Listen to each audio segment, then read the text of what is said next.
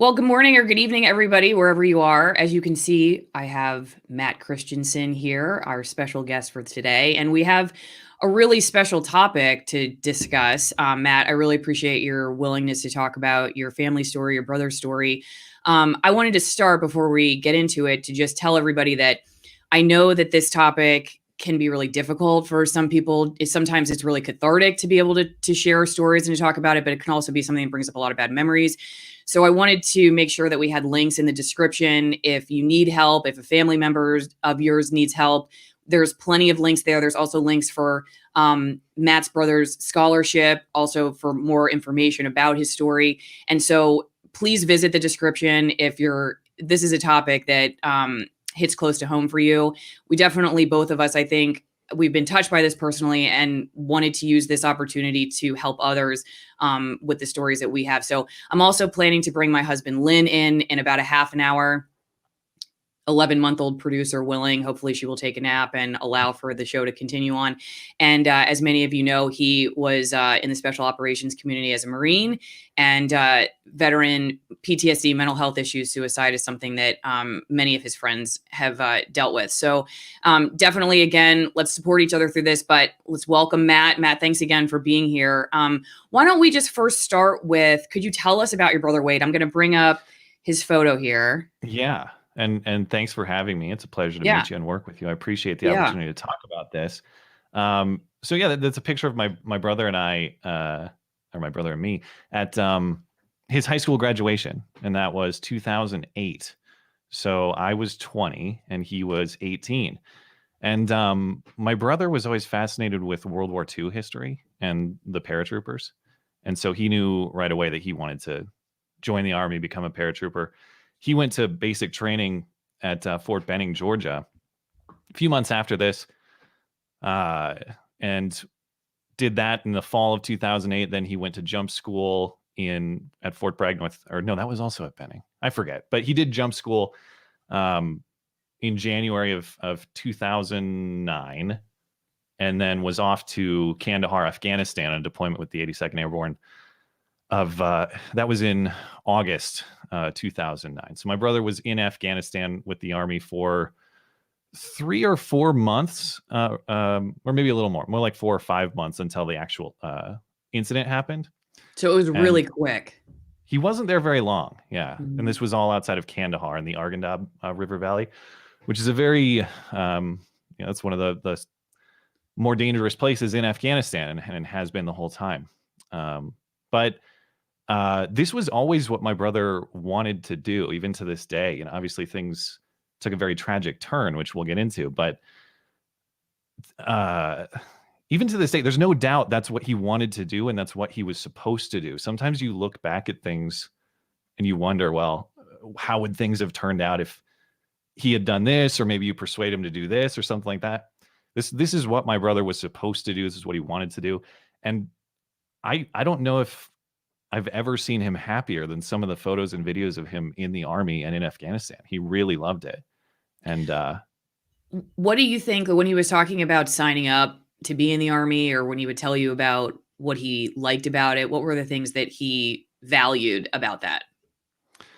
For my brother, I think it was a sense of adventure. A lot of people think about like patriotism or service to country, and those things were important. But my brother was a big adventurist, man. He was an incredible snowboarder, really good skateboarder, really good just mountain climber, risk taker. Like just the kind of person where you see something crazy. I wonder if someone could do that, like some stupid stunt or something. I'm going to try it. I'm going to do it. And so the idea of jumping out of planes and being in combat and all that stuff, it was just, that is who he was. He lived on thrills. He had to have them, and he lived and died on his own terms. And that is the way. That's just the way my brother lived. Like he loved risk. He loved thrill. He loved I don't know. He loved every day to be very well lived. Let's put it that way. So he joins right after high school, basically, right? And then he's in Afghanistan and this accident happens. So I guess it was an attack, really. So what happened on that day? So what happened was there was a patrol going out to deliver some resources to this Afghan village, and also to scout for bombs. And actually, this was outside of my brother's typical unit. My brother was on base. They needed some additional personnel. My brother, being the sort of person that he was, volunteered to fill someone else's spot and went out on patrol that day. And they typically these bomb clearing units have these sort of specialized vehicles that they take, and they took this vehicle into this village. They couldn't get the vehicle through the village because of tight quarters, as far as I understand. And they had to go out on foot on patrol, and they were scouting the area for explosives. And the explosive that actually was detonated was a daisy chain of explosives in a wall. So this wasn't like your typical roadside IED type thing that where like a vehicle runs over it. This was actually remote detonated. Someone watching an army patrol hitting a remote detonation at the right time, or the time that they wanted to. And it took out two guys. Two guys died on the scene. My brother was critically injured. What happened basically with him, as far as I understand, the scope or the butt of his rifle popped up and hit him in the jaw and just shattered his jaw, and then the rest was shrapnel wounds. So he had a lot of damage in one eye. He lost vision entirely in one eye, and then the rest of he just had shrapnel peppered all over his body, including his face. And so he never recovered vision in his damaged eye. He had one good eye, and then he had to have his jaw repaired with a titanium plate. And so that led to very severe ongoing pain. He was actually, so in terms of what happened that day, he was rescued by Kiowa helicopter, taken back to base in Afghanistan. They sent him straight to Germany. And so he was in Germany for a few days. He got back to Walter Reed Army Medical Center in DC. And then my parents went out and were with him. I was in college in Portland, Oregon at the time. And so I was out there shortly thereafter, maybe a couple days after he got into DC. And then so he was at Walter Reed for 5 months into the spring of this happened January 2010. He was recovering at Walter Reed until May or June of 2010. Or actually, he was there a lot longer, but he did get to come home. He came out to Oregon and visited me. He got to come back to Montana for a little while. He got a medical discharge from the Army. I believe that was 2011. So he had a long recovery period. He did get a medical discharge and eventually came back to Montana to attend school here at Montana State in Bozeman. And I had been going to school in Oregon. I moved down to California for a job after that. California was not for me, but an opportunity arose to come back and live here. And so he, in the meantime, had bought a house here in Bozeman. And so that was spring of 2012. And then I came back around Thanksgiving of 2012, and we decided to live together, which was great because he had these kind of ongoing pain issues. The chronic pain had to be dealt with through prescription medication. And of course, these are very powerful, addictive opioids. And my brother was very diligent about managing his medication and his pain. But of course, the medication is distributed through the VA, and it's only accessible through the VA. And so what happened is occasionally, depending on how the delivery was arranged, even though my brother was very scrupulous about his dosages and managing, you might have times where you'd have a day or two of no medication, which could result in very debilitating withdrawal symptoms. And I had seen episodes of this prior. It almost made my brother into a different person. And what happened with him was not specifically medication induced. I don't think my brother had he was never diagnosed with depression, as far as I'm aware, at least, or any sort of psychological issue. But he had episodes of, say, suicidal thoughts or things like that in the past, even before his Army career. So there might have been some sort of pre-existing or maybe he was prone to that beforehand. I'm not exactly sure. I don't have a professional diagnosis on that. But what ultimately happened is this is Memorial Day 2013. because of the Memorial Day holiday, that medication shipment is a day or two delayed. And I had been home that night, and my dad had known that this medication shipment was delayed, and he had called me earlier that evening and said, "Hey, just keep an eye on your brother. He seems like he's having a rough time." I think they had spoken earlier in the day. So I got home that evening, and I went to my brother's room, and he was sleeping, and so I figure, that's a good thing. I'll just let him sleep. And I came back and, I don't know, played video games or whatever I was doing. And then I saw him later that night, and it seemed like he was having a rough time. He said, I'm just going out for a walk. And he went out the back, and I said, okay, I'm going to go to bed. This was maybe 11 at night or so. Seemed like he was fine. And then, so I was in bed, and he had gone out for this walk. His girlfriend at the time had come over, and I woke up around 1 a.m. and I had heard like kind of a bang or a weird loud noise in the garage. And so I got up, and they were both gone, and the garage door was still kind of open and kind of sort of busted, like a car had hit it or something. And so I got on the phone with my parents and said, something a little odd is going on here. We should probably get in touch with emergency personnel, or let's figure out how to handle this. What happened is my brother had, one of these bad withdrawal episodes, and he decided he was going to take off to the hospital. And to this day, I'm unclear if he meant to seek treatment at the hospital, or if he meant to go to the hospital for the purposes of, to be blunt, like body disposal. That I'm not clear what his state of mind was, if he intended on suicide or not. But because he was rushing to the hospital through downtown Bozeman late at night, this is like 1, 2 a.m., he was pulled over by police. And when he was pulled over by police, he shot himself. And that's how that ended. Do you, Matt, it is such a heartbreaking story. I wanted to ask you, do you think like that moment right there, we were talking about the cops pulling him over, did he feel like he was in trouble? Or do you think there was a part of him that felt like for some reason he was in trouble on top of everything else? And I don't know. I know it's hard to even try to understand the mindset, but do you think that being pulled over had something to do with it?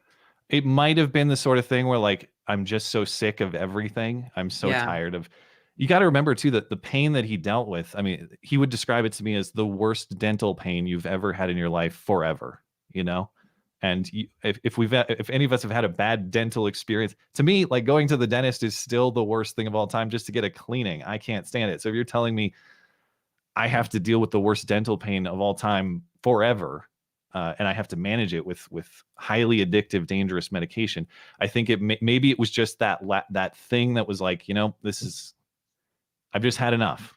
Maybe it was that. I do know that the police didn't really speak with him. This was rather quick. And I made a point to go speak with those police officers because I felt so bad for them. I didn't want them to feel like, did we do something wrong to cause this or what? I just wanted them to, for me, my experience was, my experience was very clean. My brother just kind of, the last I saw him, he went out for a walk, and he just kind of disappeared from my life after that. For these police officers, they had a very difficult scene to be on, and I felt really bad for them about that. So I wanted to get that cleared up with them, and they were very gracious and very understanding and very kind. And I haven't spoken with any of them since, but they didn't really have any additional detail to give to me because everything was just so fast. It wasn't like there was a long conversation or anything like that. How did you know that he was going to the hospital if he was pulled over beforehand? Did he tell the police officers that? This is what his girlfriend has said. Because they were in. So, and what had happened with the garage door is that he had decided he was going to go. She was kind of trying to stop him, or just like get him to slow down and talk for a second. So she was trying to close the garage door, and he just kind of busted through it. In my mind, I'm thinking, well, first off, even if you weren't in excruciating pain, what he went through alone, emotionally and psychologically, is debilitating. Then on top of it, you add the physical pain. Then on top of it, you add the withdrawal symptoms from the medication. I mean, that just must have been incredibly um, difficult for him. And I'm curious, when he would seek help, like through the VA or anywhere else, do you feel like would he talk about that he felt like he was going in a positive trajectory, or did he was he frustrated that he felt like the care wasn't sufficient for Hmm. veterans? I'm just curious, as he was going through that process of recovery, how did he feel supported or not supported by the government, that essentially sent him off to Afghanistan? Yeah, I know that the VA has faced a lot of scrutiny, and rightfully so, as far as I've seen in certain instances. In this particular experience, other than the obstacles that exist with the medication delivery, as far as my brother's medical treatment, it was actually pretty good. He was able to see a lot of specialists and have a lot of evaluation. There were a lot of treatment options available to him. And the sadly ironic part is that we as his family and friends were all really optimistic about the state of his life at this point, because he had enrolled to be a photography student at Montana State. He really enjoyed photography. I was back here, so we thought, okay, this will be good because we'll be together as brothers, and if he really needs anything, I'm here and we can get this figured out. It seemed like everything was headed in a really positive direction. His girlfriend at the time was great. I haven't spoken with her in a little while, but she is a fantastic person. She was really good for him. Everything seemed like it was great. And the VA, and as far as medical treatment and all that stuff, and the way he was treated with um, uh, GI Bill and getting enrolled in school, everything was actually really fantastic. Other than the delivery of that medication, one of the cruelest ironies isn't just that his life was in probably the best state that it had been since the blast itself, but he was cremated shortly thereafter, which also happened to be on my dad's birthday, of all things. And we came back from the funeral home, and I got the mail outside the house, and there was my brother's medication after we came Mm. home with his cremated remains. I mean, it's Wow. yeah, it was there were a lot of extremely cruel ironies about the experience, but How is your family, how was it for your family, dealing with all this? Did you find something to be more helpful or less helpful? If there are other families that are watching this, do you mind just telling me what your experience was right after that, and then, what's helped you along the way? Now we're how many years? 8 years coming after up on this? 8 years, which is really Mhm. incredible to say, man. It seems like yesterday, but as far as family situations, yeah, I mean, as a general rule, good stable families get through hard times, and my parents did an incredible job. It was Wade was my only sibling. It was just us two brothers, and my parents are still together. They still live in the same house that we grew up in, at least in our teenage years in rural Montana. And my parents and I are still obviously we get through all of this together, but because we have a stable, strong family, um, we're able to do that. And so uh, it's just different too. I think losing someone as a sibling is a different experience from losing a child. I think it's just a Mm, fundamentally different thing. mhm, And I I don't want to get too personal speaking on my parents' behalf. But I think that for my parents too, there's probably a certain level of not that they should feel this way, but I think that there's a certain level of responsibility that they experience that's different from me. I think for my parents, you think about, what if we could have protected him from this, or what if we had decided to steer him in this direction. For me, I was able to relieve myself of those sorts of feelings of guilt fairly easily, again, because the only thing there's no way that I could have ever grabbed my brother, restrained him, and told him what to do, metaphorically or physically. This is a person who knew what he wanted to do and lived his life by his own terms. And so I have never felt a sense of responsibility or guilt, but I think that's something that's a little bit different for a sibling than it is for a parent. Mhm. And I think my parents are at peace with all of this as much as you possibly can be. Um, but it never really goes away. You lose a child, it never, you never forget that. It's something that you experience and relive and think about every single day. Mhm. It's something I didn't really understand until I became a parent myself, Yeah. and I would say that, a lot. Like, I can't understand 'cause, my mom's brother died when he was 16, and I know that it was something that my grandparents, especially my grandmother, never recovered from. But and I would understand that sort of cerebrally, but until I had my own kid, I don't think I understood just how deep that pain can really run. And so, yeah, my heart really goes out to your parents and you. And you're really brave to talk about it. I remember where I was on Memorial Day 2013. I was asked to speak at the VA in Tampa. Hmm. Well, actually, it was St. Petersburg, Florida, if I'm getting my dates correctly. And I covered veterans as my beat in Tampa. That was one of my main foci as a reporter there. And I was often at the VA telling veteran stories. I was talking about this issue and many others, and I thought I understood it because, well, I think I was just naive at the time, but I would put these stories together, I think, in a way that were palatable for the average person watching, in that the story usually followed this is who they started out as before they joined the military. This is what happened in the military. This is how it affected them negatively. And then I would put the bow on the end of it so that it was like, here's the hope. I would Hmm. always try to find like some hope to end the story with. And I'm not quite sure why I always did it that way. Maybe it was just because none of us wants to leave on a negative note. Yeah. But when I married a veteran who has struggled with PTSD and has had friends who have taken their own lives, um, I realized that that's not how life works. It doesn't just go in this linear direction where it just, you just get an incline where everything, gradually starts to make more sense, and every day is better than the last. I Yeah. realized that you could take one step forward and two steps back, and that there are all kinds of U-turns and right turns and left turns, and you may think you're making progress and then you regress. And so it taught me that, like, the way that I had been looking at this issue and what our veterans deal with, I had wanted it to be this way. Like, I wanted it to be a linear progression towards something better, and there being hope at the end. And then I realized, like, sometimes life is just not that way. And a lot of Mhm. times it just isn't. It's not a linear thing.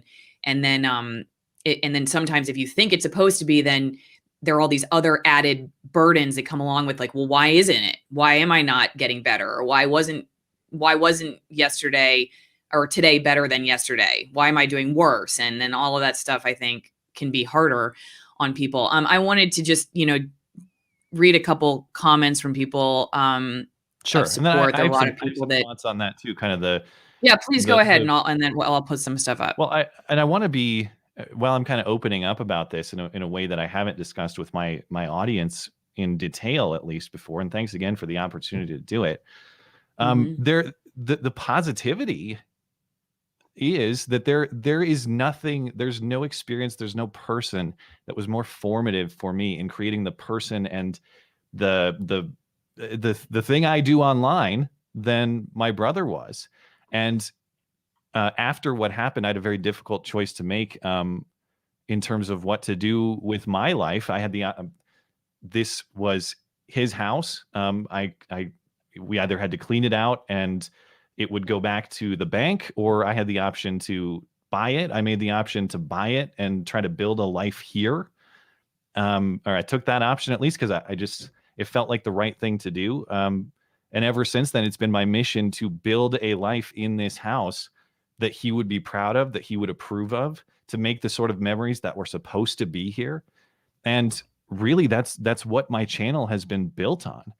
And I used to be such a I'm such a different person now. I wish so much my brother and I could talk about things, because he was an overtly political person, but he just kind of, to the extent he was kind of a rebel risk taker, he just had an inherent dislike or distrust of authority figures, which is weird to say because the military is such an ordered, structured, Right.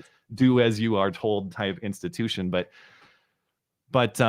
we used to have some disagreements, and I've come to realize over time, like, he was right about everything. Like everything we disagreed about, I wish we could talk about now. It's like, you were right about that, you were right about that, you're right about that, which is weird to say for your younger brother, because it's supposed to be my job to teach him lessons, right?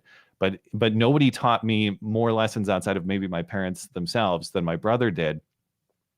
And there's a reason that I have that World War II era helmet on the background with the paratrooper patch, and that's because that was my part of my brother's World War II memorabilia.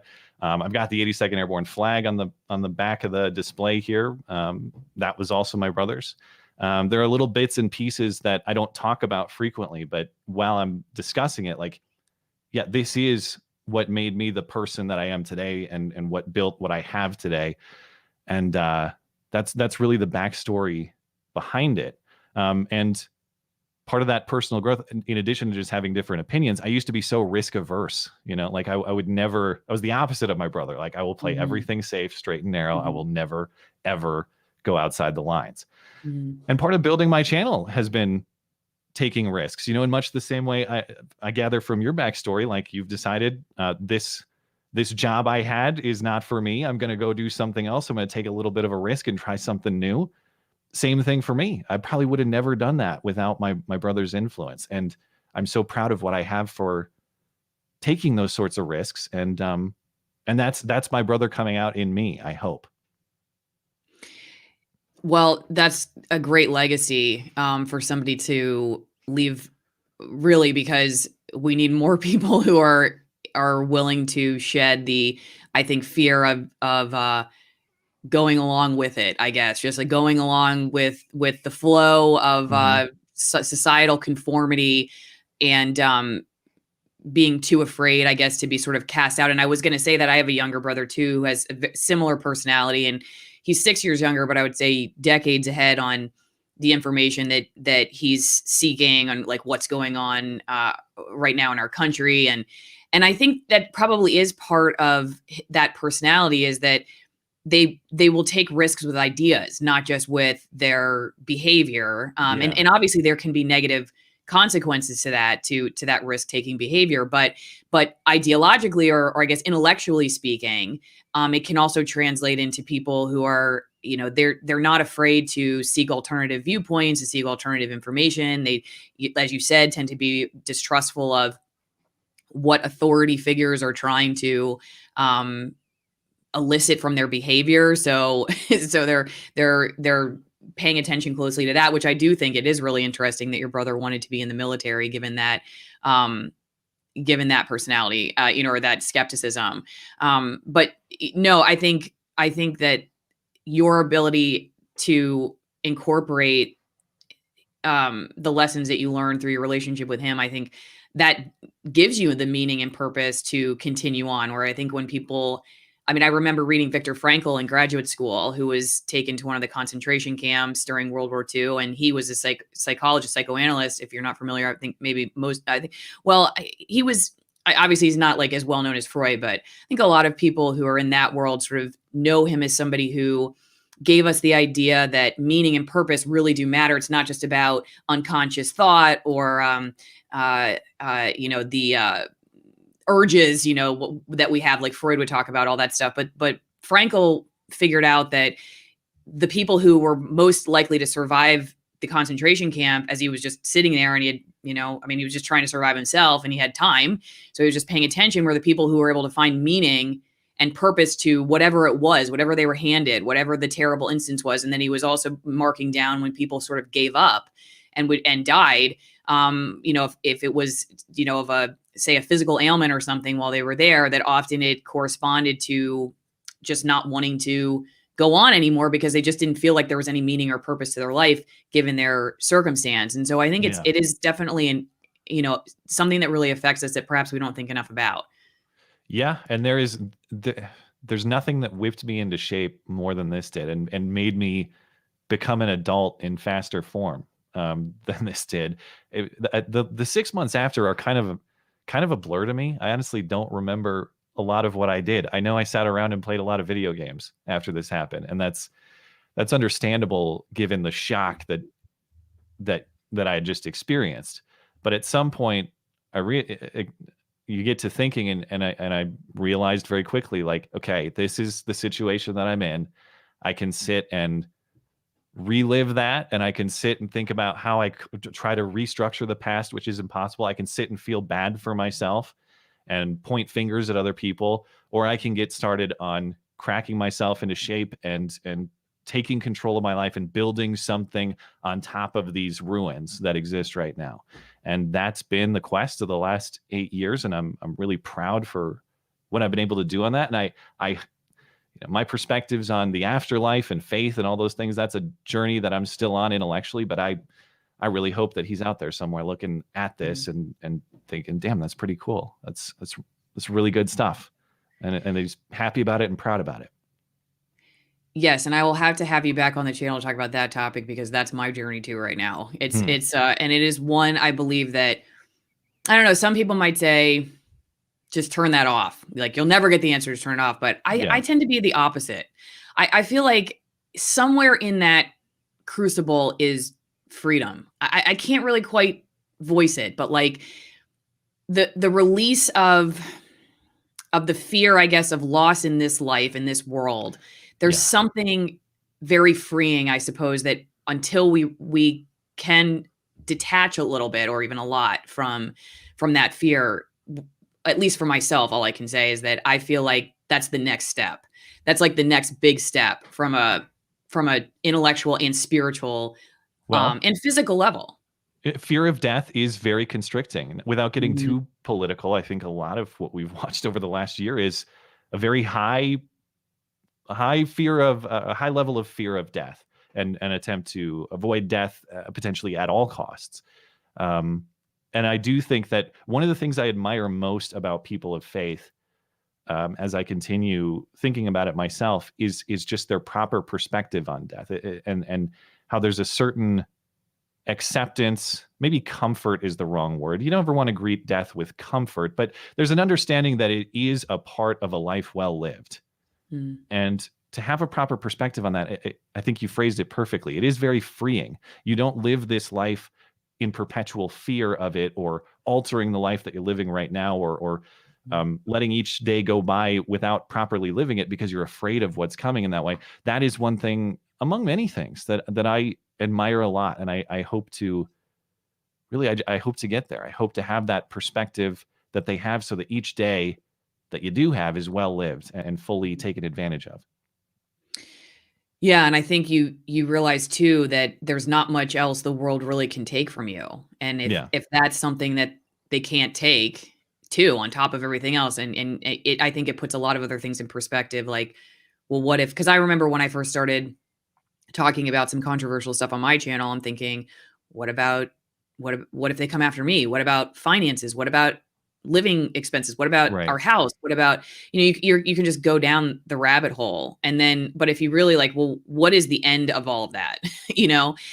Well, really, like, the ultimate is like, if you put that side by side with life itself, then, and you realize, like, that's really the balance. That's what hangs in the balance. And then that no longer is something that you have a tight fist on anymore. Then there's no fight anymore. In other words, like, I don't have to fight you to take all this stuff, because, like, take it, because there are things that are more important than all of this. And, so yeah, I really do appreciate all of your thoughts on this, and your willingness to talk about it. I think, well, definitely, there's definitely so many big lessons, that you have the opportunity to share with people. And so it's wonderful that, you're willing to do that. And thank you for the opportunity to do it. I have thought about a way to talk about this more in detail for many years.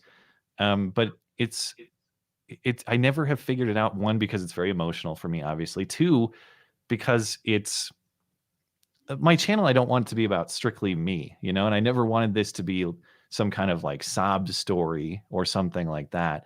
And then third, it's sort of, there's just always kind of an awkwardness of sitting down to make a video about something that personal and that emotionally involved by yourself. Mm-hmm. And so I'm really grateful to have this opportunity with someone who has, somewhat of a similar experience or similar situation, to be able to talk about this in a more conversational kind of interview type setting. I think that this was a good way to do it for me. So I appreciate the opportunity. Yeah, absolutely. Okay, so just a couple comments here. I'm so sorry for your loss. My husband and I are both combat vets, and he's lost 6 friends to suicide. One with zero indication or warning signs, very likely undiagnosed TBI. I was watching the Sean Ryan show, and he and his guests cover the lack of help from the VA, and all they want to do is medicate. I'm curious your thoughts, Matt, on whether, and I guess, I mean, hindsight's 2020, but whether there was another option or they were offering other options besides opioids, because obviously they set people up for their own, difficulties down the road. There were some possible surgical options. He had an appointment coming up at the Mayo Clinic in Minnesota that he was going to go to, but at least as it was, there was such ongoing significant chronic pain that to manage the pain, that was really the option at the time. Yeah. And so additional surgical intervention was on the table. The other thing about my brother, though, I mean, he wasn't a fan of being poked and prodded by any medical personnel. And at this point, he had had several surgeries on his eye, surgeries on his jaw. Even though there was prospect to do some things, I wouldn't say from my perspective that it would be fair to say that the VA or anybody pushed medication on him. This is the treatment plan that I think he had agreed to at the time. And there's only, I mean, I know my parents are both physicians. My dad's an orthopedic surgeon, and so he deals in this sort of pain medication world all the time. And they're just not trained in medical school and professionally often to deal with other allopathic options. And so it's just, I think more they're going down that path where it's like, okay, what are options besides this, or maybe in combination, or what are the things that we can do? But yeah, obviously I know my dad actually is a surgeon at the VA. And so one of the other layers of problem there is that there's just so much paperwork and policy that has to go into how you're allowed to treat. It's not like, the whole risk-taking thing is not something that the government necessarily allows their doctors to do on a regular basis. Bill says, no one gets screwed more in American society than soldiers and veterans, and it's a damn shame. Matt, I'm a big fan. Thanks for being on Allison's channel. I'm curious on that note, and then I actually wanted to know if you would respond to this, and I'm also going to bring Lynn in. Do you support the Defend the Guard folks trying to get the law changed so National Guard can't be sent abroad without declaration of war from Congress?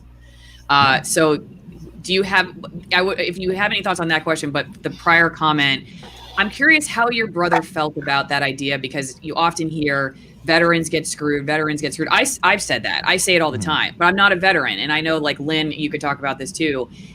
I don't know if veterans always like that way of looking at it. You know what I mean? Because a lot of them, part of the problem with suicide is that they don't want to be a victim. They don't want to see themselves as somebody who needs to be babied. They don't want to feel like it's like we're just getting screwed. Because they're like, we signed up for it. Who wrote that book that just came out that was like, was it the guy that started Black Rifle Coffee, or one of the guys that works with Matt, who's like, thank you for my service? That was what he wrote, a whole book called Thank You for My Service, basically like saying, no, I wanted to serve. Like, thank you for letting me serve. And that was kind of my brother's perspective. He wanted to do that, and as I said, I think the treatment for him was actually was pretty good. I don't think that he felt like he was screwed by anybody. In fact, I think he felt quite the opposite, because being visibly injured and having a wide array of benefits given to him, I think properly so, given the sacrifice that he made.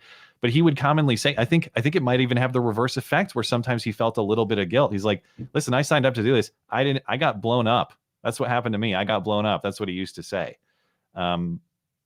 So yeah, it definitely was not I'm a big victim, I got screwed. It was like, this is the path I chose, and this is how it worked out, and I'm just like anybody else. I kind of just want to be treated like a normal guy.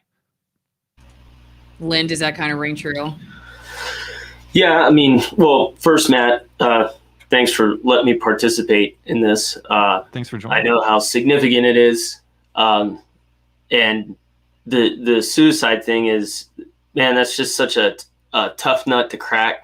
There's a lot of cases where there are no like initial pre-event indicators or warning signs, especially when you're looking at things like veterans and first responders and law enforcement.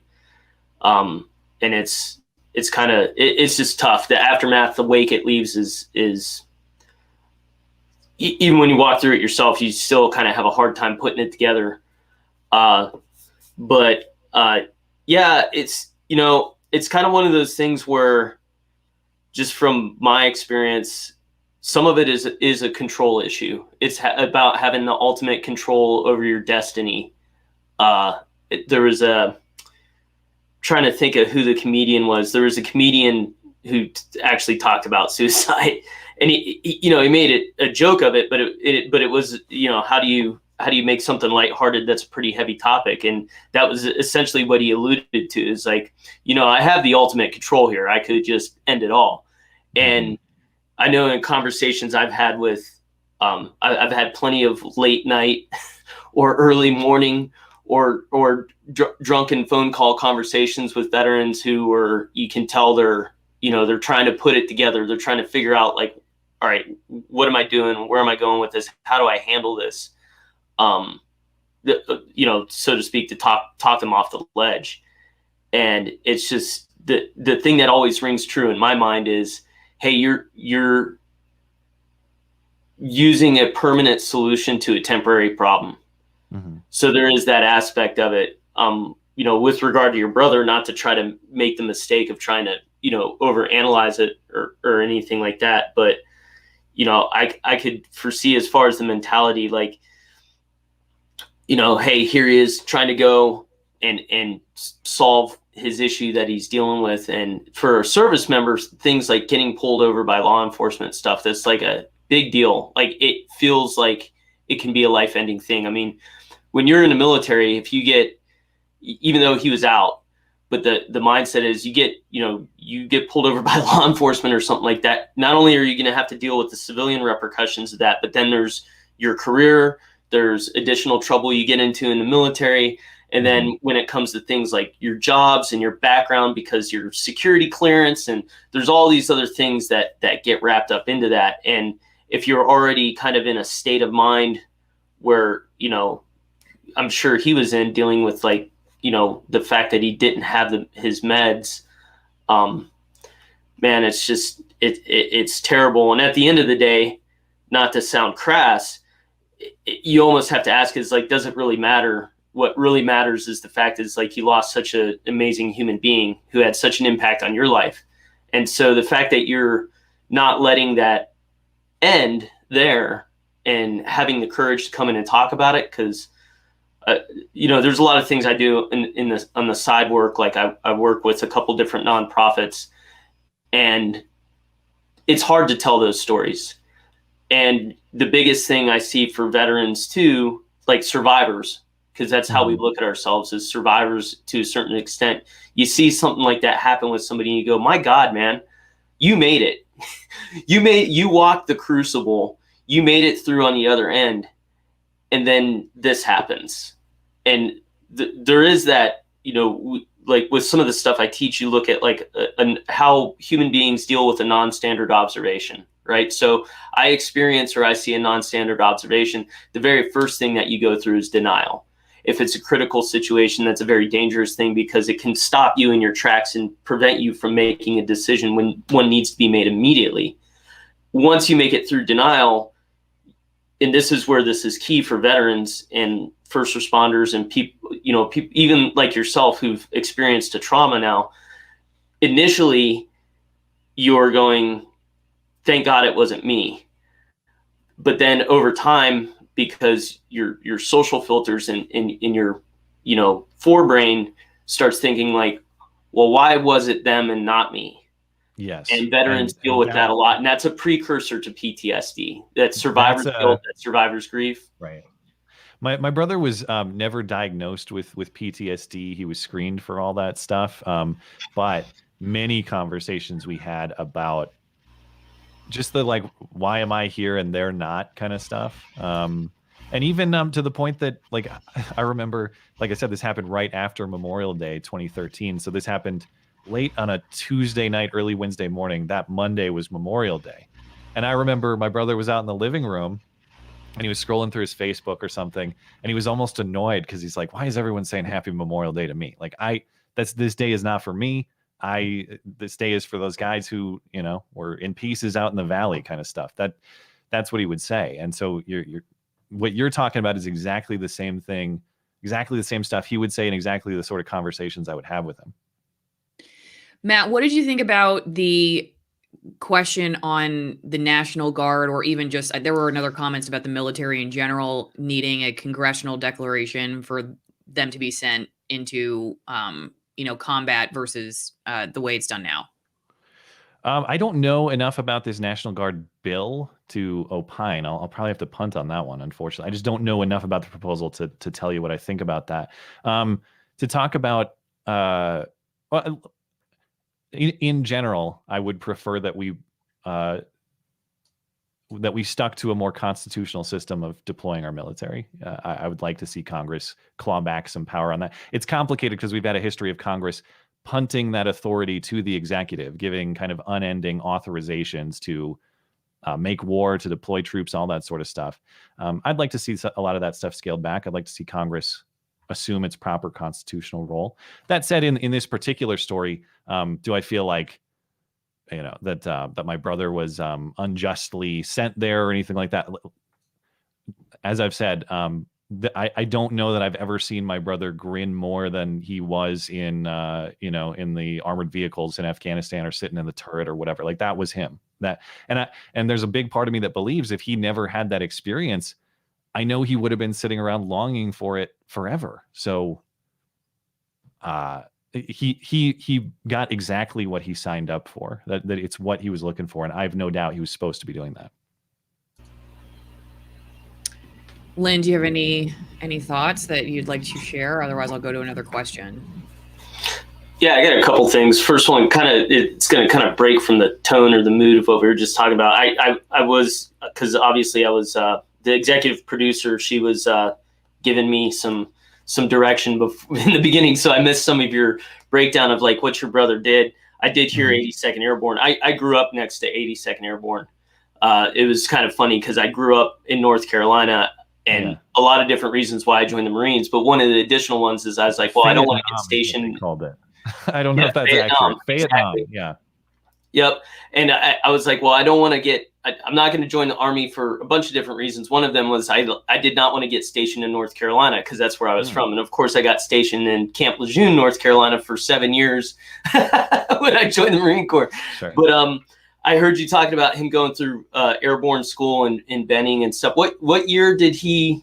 What year again was it that he went through airborne and then? So he was basic in like late summer, fall of 2008, and then he did jump school January 2009. So this was about a year before the incident in Afghanistan. And then he was in Afghanistan in 2010. August 2009 to January 2010 is when the incident happened. Okay. Yeah, we just missed each other. So we definitely chewed some of the same dirt. So it's always kind of nice to meet a gold. I mean, aside from the tragedy of a Gold Star family, but it's always nice to get a chance to talk to a Gold Star family member. I'm really careful only other about that question I would ask is. Anyway, sorry. No, go ahead. What was that? I'm really careful about that term too, and I've a part of me believes a significant piece of my part of me believes effectively my brother did die in Afghanistan that day in many ways, but I still I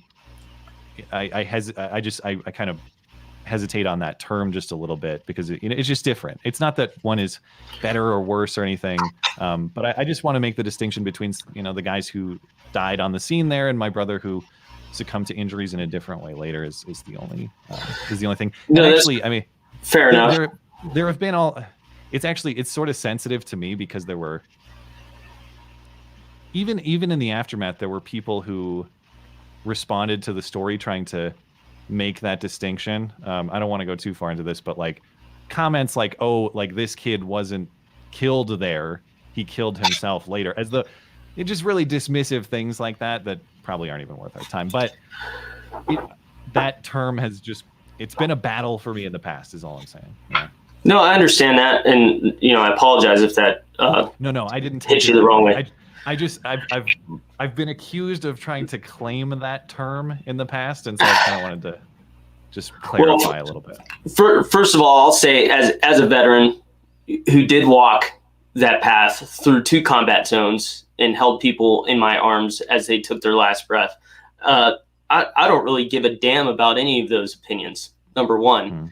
Number two, I have several anecdotal things that come to mind, but one in particular, my second deployment to Iraq, there's a vehicle in another platoon. We responded to the scene. I knew all the guys in the vehicle. Same kind of similar situation. Vehicle was an improvised explosive device, but this one was more of a thermogenic nature. And so it basically caught the whole vehicle on fire. Long story short, the only person who survived was the gunner who got blown out of the vehicle. All the other 4 crew members within the vehicle, unfortunately, succumbed to their wounds, some on the scene, some weeks later due to significant burns all over their body and things like that. And so the aftermath, the reason why I bring it up, the aftermath of it for the gunner, he was chewed up pretty bad. But really the most significant impact that explosion had on him was when he got back home. I remember he went through the front gate of the base one night with like a 0.28 blood alcohol level, which he should have been dead. He was having such a hard time dealing with it because he lost his whole team. Basically, he was it. He was what was left. And so, other individuals who don't even know what the heck they're talking about are certainly more than welcome to their opinion. Hey, it's a free country. At the same token, I'd be careful opining on things that you have zero understanding or relevance to. And I would, to your point, like, I don't think we should be dismissive of that. When I had in 1 year, it was something like we had 6 reconnaissance Marines who took their own lives after surviving combat. And it's not just with that, like you're even looking at like law enforcement. I just pulled the numbers real quick today. Just in 2021, we've already had 38 law enforcement officers take their own life. It's 3 times it's a third of, there's a total of 94 killed in action, killed in the line of duty. And you're seeing that same kind of thing, even with the military, other first responders. And it certainly brings, I think there needs to be light brought to it as far as the real impact of this stuff. Yet at the same token, with an honest look at, listen, we need to have people, special people like your brother, who are willing to stand up and take the call and serve and protect our nation, both inside its borders and outside its borders. At the same token, being cognizant of the fact that there is a cost to that.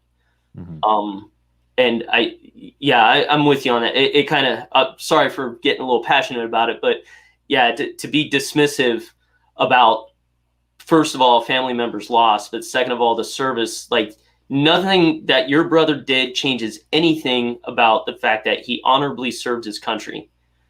And that's a hell of a wound too, because again, I've seen those same things. That's usually the sad case is when those type of events take place. It's not necessarily the actual detonation itself that causes the problem. Like they had to specially design seats now to where, because of the blast shock wave that comes up through you in the seated position, even though it deflects the blast away and there's no actual like mechanical injury, just the shock wave itself causes such a significant traumatic impact.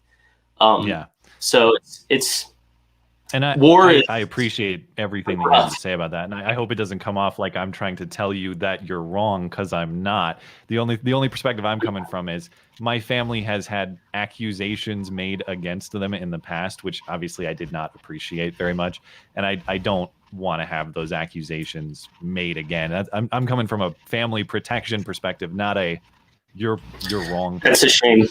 Yeah. No, that's a shame. I'm sorry that happened to you, because it's pretty clear how clear you are as far as like making a distinction about things. And it's, you can't fix stupid, I guess. There's ignorance all abound. Well, and to the point that you're making, these are a very small group of individuals, so I'm probably giving them too much time that they deserve. But to the point that you're making, these are not decorated combat veterans who made these statements. You'll be shocked to know they are armchair pundits who have no relevant experience whatsoever. But yeah. Matt, but since I know you're gonna have to go soon, can you talk a little bit for people? And there are a lot of people watching who already know who you are, but you talked about how your brother influenced what you do on your channel. You have a significant following on YouTube. Can you talk a little bit about why you decided to go into that world and what you do, like what your focus is now on your channel for people who might not be familiar? It's actually a total accident, to be honest. I got on YouTube. I was on YouTube before this all happened with my brother. And the reason is one of the things that I used to do way too much of, I mentioned earlier, but I played way too many video games, like way too much. And that was actually one of the ways, the benefit of that was, that's one of the ways my brother and I stayed in touch when he was at Walter Reed and I was living on the West Coast. Like we played Call of Duty all the time, like hours a day. And so the reason I got on YouTube is because if you ever play online video games, people talk all kinds of trash to you and it's really funny. So I started recording those encounters and putting them online.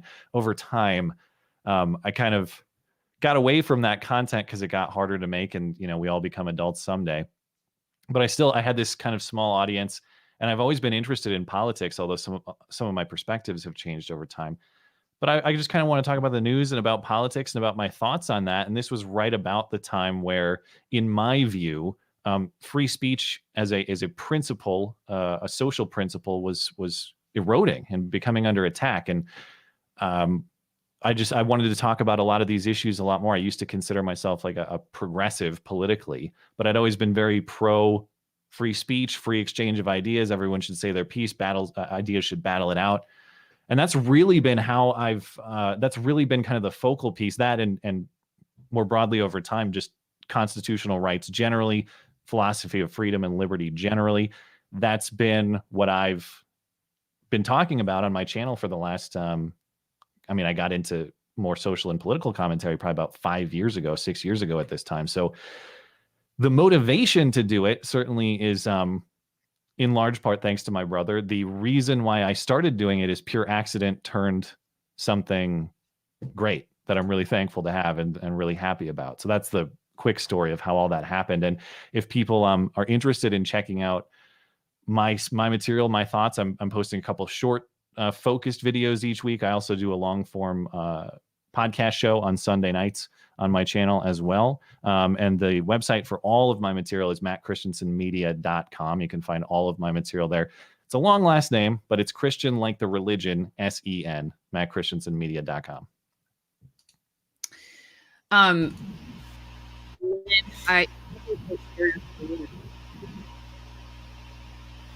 Do you want me to share that? I'm losing you, actually. I couldn't hear you for a second. Oh. There we go. Now No, you're back now. You're good. Good? Okay. Yeah, you're good. Do you want me to share your screen? Yeah, that'd be great. Just wanted to run through a few things. So obviously, and I know this may be a groaner for some because I've been looking at some of the chats, but because this is a tough, this is a tough thing to do when you're making observations. But if you know a veteran, or if you have a veteran in your life, or it doesn't even necessarily have to be a veteran, because some of these resources I'm about to show are relevant regardless of whether they served or didn't serve, because I've also seen where the aftermath, not as many people, and I know you've had your own trials and whatever, I can't even talk today, things that you've gone through, Matt, but there is the aftermath for the family too of these things that often doesn't get considered. And so these resources are also, there for families of veterans as well. But, if you think somebody's dealing with something, there's good resources here. And I think Ali put these in the description, but, one of the first stops is obviously the VA. They have some basic resources that you can get to, and how to get somebody to talk to somebody. And that's going to be probably your toughest thing, is when you make an observation like, man, this guy really, is having some issues, or this gal needs some help. How do I have that conversation? How do I broach this conversation? It's tough. So there is some help in things there for that.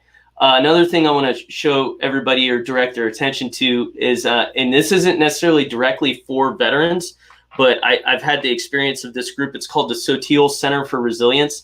And what they do is they do training this is for physicians. So physicians who obviously deal with like trauma and just the day-to-day life of being a physician and seeing all the things that they see. There's a lot of crossover, I believe, in this. And so they have resources and like some videos and podcasts, and those things are also helpful as far as like, hey, how do I have these conversations? How do I how do I talk to people essentially about things that are really difficult? The other thing that I'll point people to is the Recon Sniper Foundation.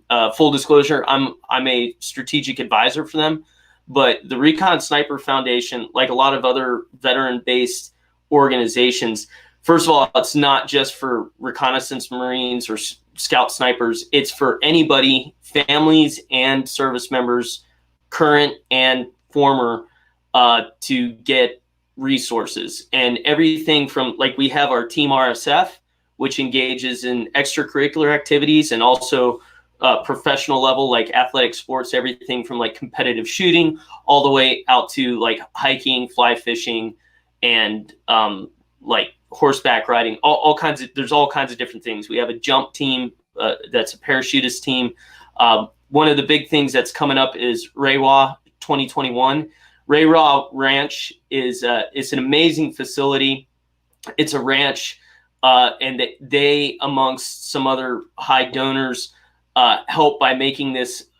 It's basically a retreat that's available. I actually want to talk to you more about this offline, Matt, when you get some time, sure, if we can. Yeah. But it's coming up here in May. But this is, and there's a lot of other different organizations that do really great work that do similar things, and it gives the opportunity for somebody in need. If you're like, hey, you know, this guy or gal needs a break, they need to get around their own kind for a little bit. They need to be able to talk through some of these situations and deal with some stuff. And what we're seeing a lot of now is that preventative maintenance is what is key for interrupting this cycle of going down into, whether it's drug addiction, alcohol abuse, all the way on up to, you know, obviously the topic for today's show. Another really amazing organization is Warrior's Heart. Recon Sniper Foundation has actually even used Warrior's Heart for, you know, because we have requests for support. You know, somebody puts in a request for support and says, hey, this veteran, they need some real help, you know, and we've worked with Warrior's Heart to make that available to them. And then there's another organization called 22 Kill. They do a similar thing to like the Sotil group, whereas they provide training for veterans. So it's kind of veterans to be able to talk to veterans. And that's all I had to show, Ali, as far as like sharing my screen. But, you know, the biggest thing is and every once in a while, even within my community, we get rocked with things. And then it's kind of a good reminder to, hey, reach out to your brother, reach out to your sister, reach out to the family members. And it's tough for those of us that survive it. It's tough too, because, you know, you put yourself in a catch-22 of where, all right, by me doing this now, I'm exposing myself to having to walk through all these emotions and feelings all over again. And some of them are not pleasant to deal with or talk about. And then there is a machismo factor to it. And it's, you know, there's real concerns that people have. Like, if I have an actual open dialogue, open conversation about this, like, how does this portray me? How does this make me look? And there's a lot of veterans out there that are like, I'm not that guy. I'm not that gal. I can handle it. I can deal with it. And I don't need help. And I'm not, you know, there's a lot of ego driven kind of regard with that. But, you know, with all that being said, like, Matt, I consider you part of the family now. So well, thank you. If you ever want to talk to somebody, my door's open. Sure. And I'm really glad to hear your perspective and to work with you guys. And clearly we have you know, a lot of similar experiences here and a lot of things we can probably share with each other. So I would extend the invitation just the same. If we can be a resource for each other, absolutely. And I'm pleased to meet you guys and to work with you guys.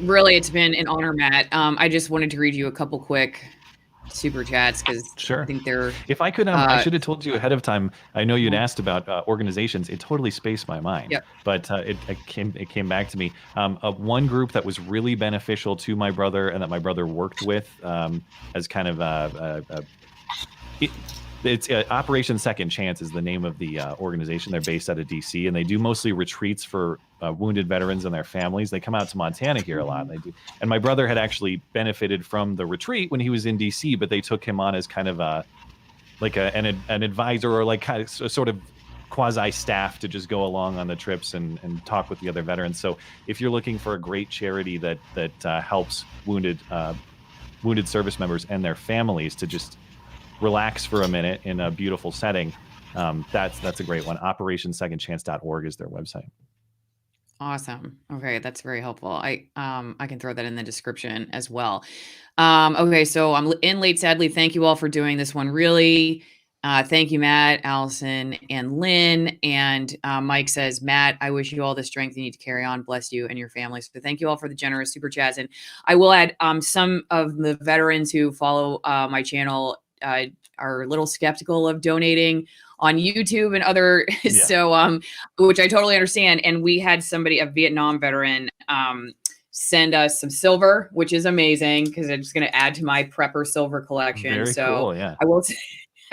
So I thought so. That's Doug. So thanks, Doug, for sending that. I appreciate it. And Matt, any last thoughts that you'd like to share before you go?